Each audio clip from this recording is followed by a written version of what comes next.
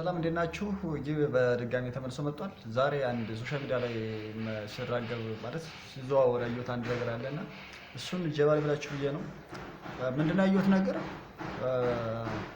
የሆነች አንድ ገጠር ልጅ ናት እና አባቷ በፈረስ በጋሪ ያለው ማለት ነው። በጋሪ እና ፈረሱን እየነዳ እየሄደ ሳለ ከአባቴ ልወርስ የሚችለው ምንድነው አለች።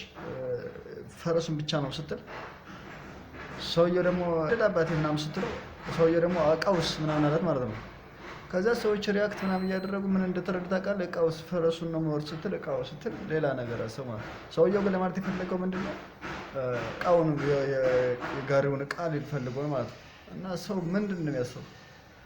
ፈረሱን ነው የምወርድ ስትል እቃውን ሲላት እሱ ደግሞ ደርቲ ማይንድ እናንተ ላሽ በሉ እንጂ ምን እሺ ነው እንደዚህ ሰው በቃ መልካም ነገር ማስብ አቁሟል ማለት ነው አይደል?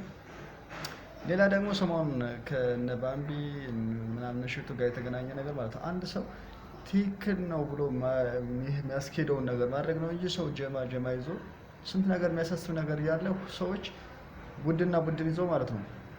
ይሄ ከሌሎ ትክክል ይሄ ከሌሎ ትክክል እኔ በጣም የሚገርመኝ እኛ ሁሌ አጀንዳ ተቀባይ ሆነን እንቀር እንዴ?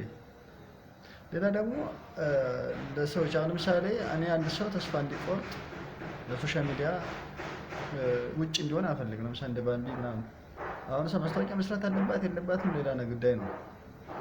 ከሰራሽ በኋላ እንደዚህ አይነት ነገር ከዚህም በፊት ተው ተብሎ የማያውቀውን አሁን ተው እንደዚህ አይነት ነገር ብልግና ነገር ሰዎች ለሕፃናት ምን እናስተምራለን ተብሎ ሲነገር ታሳቢ ቢሆን ምርጥ ነው ብዬ አስባለሁ።